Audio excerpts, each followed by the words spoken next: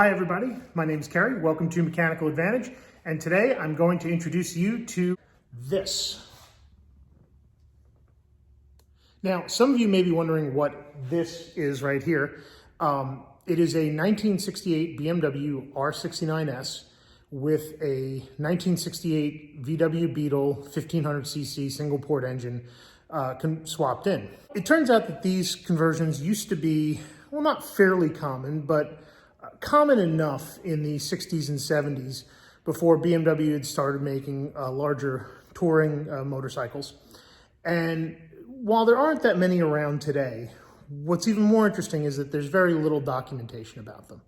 So one of the hopes I have for this video channel is to go through and sort of go over this bike and hopefully document all of the changes that I have in case somebody wants to make their own or convert a /2 BMW to a VW power, but also just to sort of, show the time, place, and history that these things existed, why people wanted to do it, some of the really interesting ingenuity that went into making this conversion, and some of the real backyard stuff that's on here too. So like any good project, we're going to start at the front and just sort of evaluate the bike, and we're going to work backwards. I'm going to point out some very interesting things about this motorcycle as we go.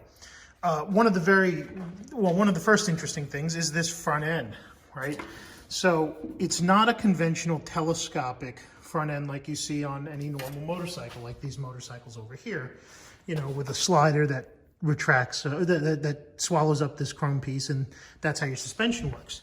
This is what's known as an Earl's fork.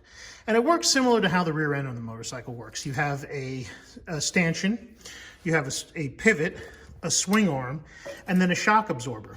And the whole assembly turns with the fork. So when you steer, the whole assembly will turn left and right.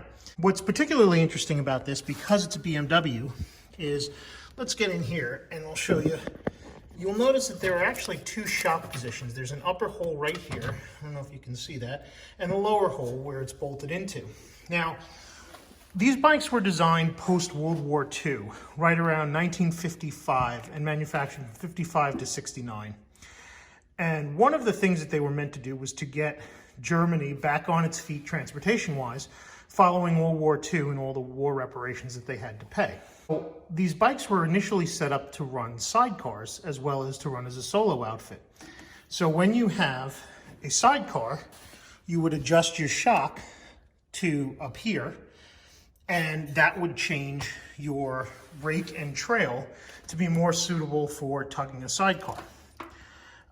If you had and you know what? I believe that you can also change the pivot and move it further out as well, although I'm not sure if that's the intention of the second pivot here, as you can see right here. But the original bikes from 1955 till about 1967 came with sidecar lugs welded onto the frame. This, being in 1968, doesn't have those sidecar lugs. Now, what's particularly interesting here is this. It has a disc brake. Anybody familiar with these BMW /2 motorcycles will tell you they're all drum brake front ends. So where did this disc come from? Well, as near as I can figure, this was a conversion piece that was done at the same time that this bike was converted into VW power, and looks to be a 1975 RD 350 Yamaha front wheel disc and caliper, where somebody has put a BMW logo that is now well faded over the Yamaha logo on the caliper. What's particularly interesting are these straps that hold the caliper in place. There's not a lot of room here for a tab to mount the caliper without welding onto the swing arm, in which case you would chance distortion through welding. But what's particularly interesting is if the bike's moving forward, the caliper's actually pushing into the swing arm. So all these straps have to do is locate the caliper. They don't actually have to, apply any real holding force other than to make sure that this caliper is continually pushing into the swing arm. Now, you notice we don't have a lot of clearance here. this was fairly common of these VW swaps. The flywheel tends to sit pretty, not the flywheel, the balancer tends to sit pretty close to the front suspension cross arm. Moving on to the dash. So here we have a Yamaha, again, RD350 dashboard, probably about a 1975. But what's interesting is they've put a VW sweep tachometer where the RD tachometer normally would be. So this thing's kind of interesting. It's got a tunable red line. You can adjust it. I don't know if this works, but it'll be interesting to find out. There are some homemade brackets here. They're a complex shape, but it looks like somebody may have heated and beat them with a hammer just to make them. Another thing is the controls. So let's just scan out here. We have a very nice, what looks like probably a stock Yamaha bar, but the risers, if you notice, are quite long on this. And if you really take a look, they're actually homemade. They're a piece of square tubing steel with nuts welded inside, and then axle caps used to capture the handlebar. Now, I don't happen to think that this is particularly safe. It tends to move around a little bit, so I have to get in there and figure out either how to tighten it up or maybe even remake these. But, you know, as we go out, we also see here, these, well, this is the throttle lock for highway, but these are not Yamaha controls. These are actually 1969 and 1971 Honda CB750 hand controls, and they're not in the best of shape. In fact, if we go, here is the connector for the dashboard. It's just sort of wired up, and if we follow these, it goes back into that rat's nest of wiring that, you know, we can't figure out. Same with this down here. I have a lot of open ends, you know, with stuff just sort of taped together. And we need to figure out what all these wires do. So wiring this thing is going to be very interesting. It's we have Honda controls going into Yamaha wiring going into a 6-volt BMW harness, because the /2 BMWs 55 to 69 were all 6-volt motorcycles. So now let's get this tank off. And oh, you know, another thing about the tank. So this is a 5-gallon tank, and it is off of a Kawasaki KZ 1300. Why did they choose this tank? Probably because of the capacity. You know, the VW engine is not small, and even though it runs, you know, fairly smallish carburetors and ports, it's still going to consume a fair amount of gasoline. They must have chosen a tank that was large enough to fit within the motorcycle's frame, while, you know, still providing a decent amount of fuel capacity. Before we take the tank off, though, I just want to kind of walk back. Again, this is a seat that the bike didn't come with a seat. I found this at a swap meet, and originally I was going to use it for my Sportster. I have a 1974 Ironhead, and those have these sort of bayonet kind of screw mounts. Now, somebody at some point had bolted this homemade seat mount here so that they could mount some other kind of saddle. But it just happens to line up really well with this swap meet seat. Now, what'll make it a lot easier to mount is the rear fender has these holes for a luggage rack, and that would also double as the passenger seat pillion. And there's a second series of holes right here on this up. So what's nice about this seat is that it actually gives a nice profile with that tank, while providing me adequate seat height. I happen to be a taller individual, about 6'5", and older bikes don't usually lend themselves very well to taller riders. But having the seat up in this position actually creates a good position for me for peg and handlebar engagement. Now, moving on to the rear end. You know, this is just the stock R69 fender. What's neat about it is that when you have to change a tire, these will actually pivot up so that you can get the rear tire out, and then when you're done replacing it, you know, you can put it back in and secure it. Now, all BMWs of this era are shaft drive, and this is no exception. This has the R69S rear drive unit, which means it has a different gear ratio and is more highway friendly than some of the other ones that were meant to pull sidecars. Here is the shaft drive unit into the, get this out of the way here, into the original BMW R69S transmission. Now, you can see this one had a crack on the case and somebody epoxied it closed. We're not gonna mess with that too much right now. But what is interesting about these transmissions is, well, let's come around the side here. They are kickstart, and they're kickstart sideways. Now this particular one happens to be locked up. Is that this is the BMW, the stock transmission for the bike. Some of you may be wondering, well, are the ratios correct? Well, no, if they were bone stock, the ratios are not correct. The top speed of this bike would be 60 miles an hour. It would get there very quickly, but it would be gear limited to that. There is a modification where they rearrange the shafts, and that widens the ratios in the transmission and allows you to go highway speeds or better, probably up to about 100, 110 miles an hour. Now, let's just come back around and I'll show you some other stuff here. The way they mated this BMW transmission to the VW engine is to make this billet bell housing here. And one of the real interesting things about it is, you know, it's machined out of billet, but this particular one, let's get down real low here, has a provision for an electric starter. So you can see the flywheel right here. And by the way, this would be the stock VW flywheel and the stock VW clutch. But at one point it had a VW starter on here to start the bike.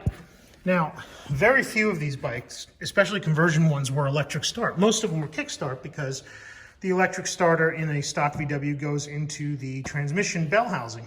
And since you're replacing the bell housing and the transmission with the stock BMW units off the motorcycle, well, you lose your electric starter. This one happens to have an electric starter, which we will reinstall and hopefully get the bike running with that before we tear into the transmission and figure everything out. So now we get to the engine, right? And putting this engine in this motorcycle is no small feat. In fact, the frame has to be stretched in order to do it.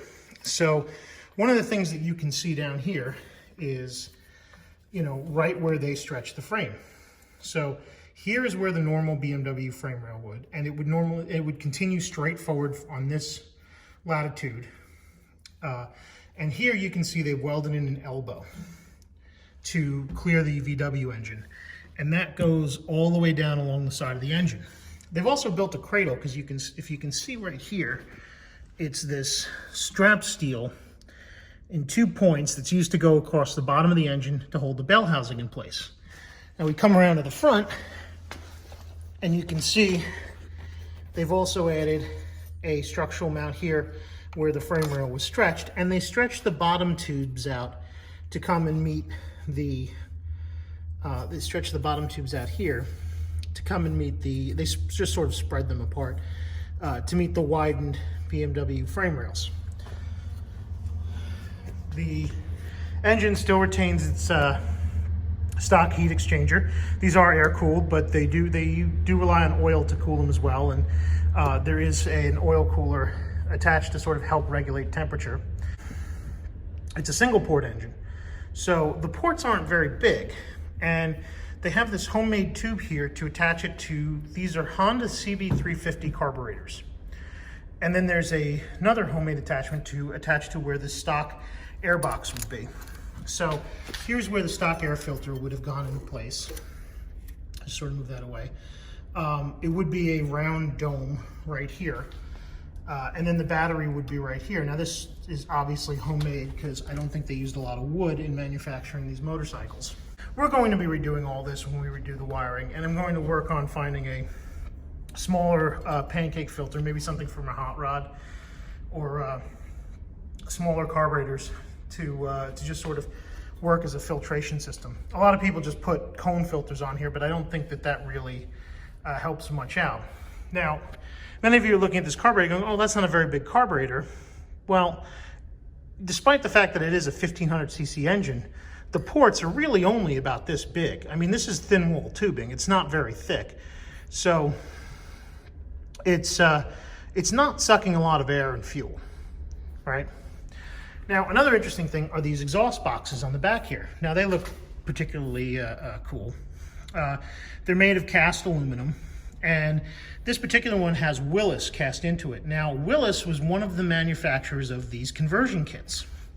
So back in the 70s, there were two guys working in Fresno named Bruce Butterfield and Roger Willis, and they were converting /2 motorcycles into VW powered /2 motorcycles, and they came up with all the conversion parts to do it. Now, one of the reasons why you have an exhaust box here instead of, you know, a pipe coming out is clearance. Now, you have a lot of clearance with the brake pedal right here. You know, if your foot was on it, you could still work it. But on the other side, the shifter is much closer. So if your foot's on it and this was a regular pipe, you'd constantly be bashing your foot into that pipe, probably burning your toes, and it wouldn't be helpful. So they came up with these exhaust boxes, which sort of route around down here. Here's the outlet. It routes into the exhaust pipe here, you know, joins up right here, and then comes out to this Stellar homemade muffler. Stellar in bunny ear quotes. It's a really interesting setup, but you can tell that there's a lot of stuff that was engineered and a lot of stuff that was just kind of homemade in a shop. Now, with the tank off, we can see one of my favorite parts of this motorcycle, and that is where they actually stretched the frame and how long they stretched it.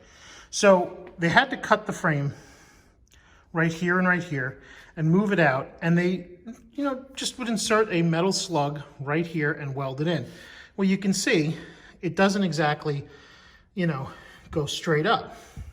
It comes up, they insert the piece, and then it continues up. Now, why did they have to stretch the frame forward in addition to widening it? Well, if you look at a stock BMW engine, in fact, let's look at my R80 that's over here, right?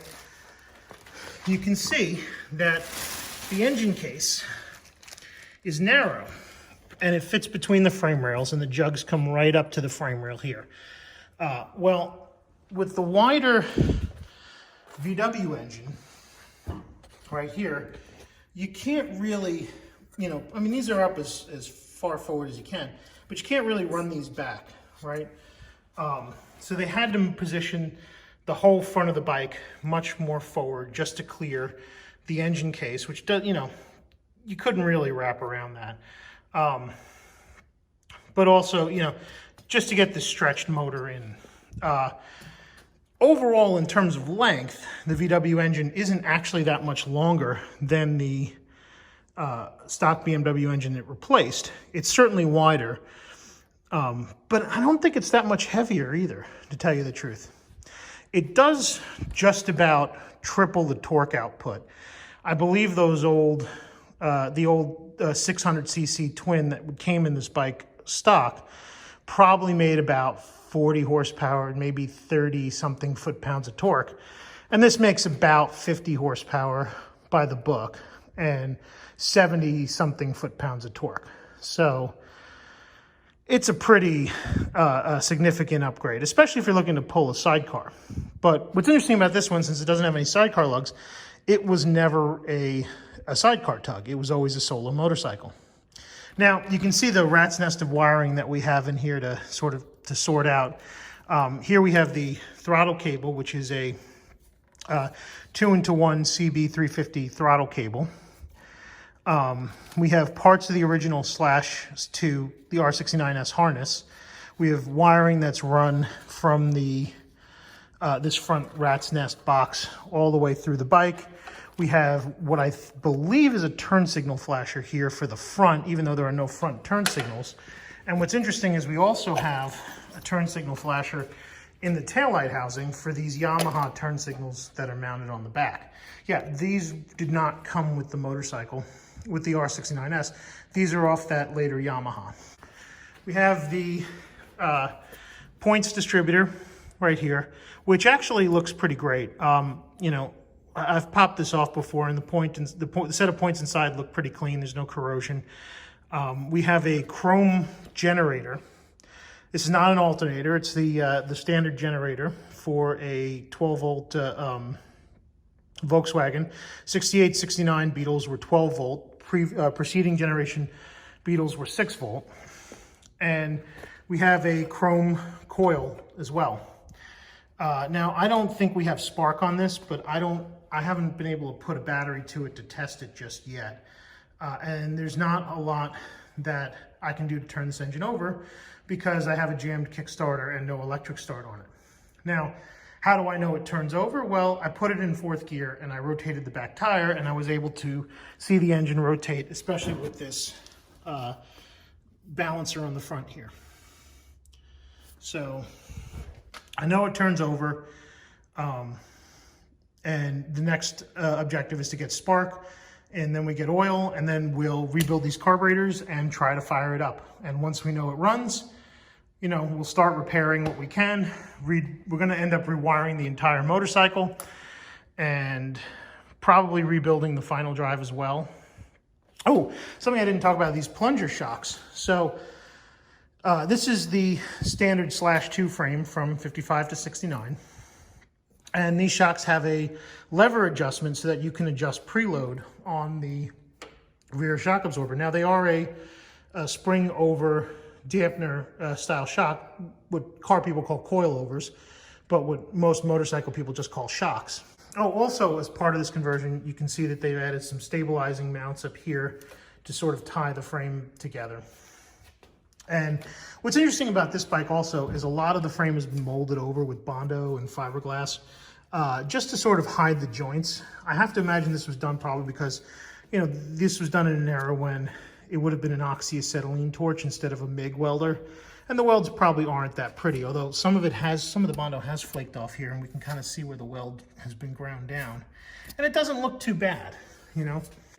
This is, these are the mounts for the fuel tank. Now, these mounts up here, these bolt holes, were the mounts for the original BMW tank. So all they did was make a metal adapter, but most Japanese use this captured bushing style of tank mount, which means that I can run a variety of fuel tanks on this motorcycle from Japanese bikes. So anytime I want to change the look, I can just find a different shaped tank. And that means also that I'm open to different fuel options, such as this massive 7-gallon Z1300 tank that I have hiding in a corner of the shop, or this 2.5-gallon fiberglass racing tank. Now, some of you may be wondering, well, Kerry, how are you going to deal with not having a manual for all of this? And are there any of these bikes around that you can use as reference? Well, fortunately, I happen to share a workshop space with a very generous individual who also happens to be the proud owner of this in mid-60s R69S with a VW engine. This bike actually belongs to my compatriot, Dr. Eva Works, who is into all things BMW and VW and Porsche, especially 914s. And we can just use this as a reference right now for some of the big differences between my motorcycle and what you usually see with some of these conversions. So let's just get a nice look at it from right here. And right off the bat, you'll notice that this looks more like a stock BMW. In fact, it looks like a factory-built machine that unless you really knew VW and BMW motorcycles, this would kind of be hard to spot. It would just look like a production motorcycle. Some real interesting things are, you know, here are the stock fork headlight ears that I was talking about with the stock headlight. And you can see that the BMW mounts the speedometer into the back of the headlight. But all of this is chrome, and all of this would normally be painted on an R69S. The same thing with the shocks and the shrouds. And here is that stock drum brake that I was talking about, that the R69S would have come with from the factory. Now, looking at his bike actually has 2 oil coolers, one on each side. There they are. And he is running the original BMW Bing carburetors with individual air filters. Now, for an exhaust solution, one of the things you'll notice here is that rather than run the stock transmission shifter, somebody modified this by heating it up and bending it to clear a custom-made exhaust pipe. And this is actually 4-in, 4-out exhaust pipes. Let's get back here and you can see it. Yeah, there's 4 exhaust pipes right there. Now, one of the complaints that, the good doctor has told me about is that he routinely burns his boot on this heat shield right here, shifting it. So it's possible that the exhaust box method that was put together for my bike may actually work a little bit better. Now here you can see they did his frame a little bit differently. The bell housing is cast, and that's kind of unusual too. Most of the time you see them, they're CNC'd out of aluminum, but these are cast, and this one's cast, and it's sitting inside of C-channel. And here they cut the frame rail and just capped it and welded on a bottom cradle that goes all the way around to the front. Other things is this is also a single port, and it has this very nice cast manifold that adapts to the stock Bing carburetor from the BMW. And here is that air cleaner that I was talking about earlier, the stock air cleaner for the BMW, the R69S. And it has this vent down here. I believe this is to choke it for when you're cold starting it in the winter. Even though I'm not sure if these carbs have chokes. I believe this was the choke.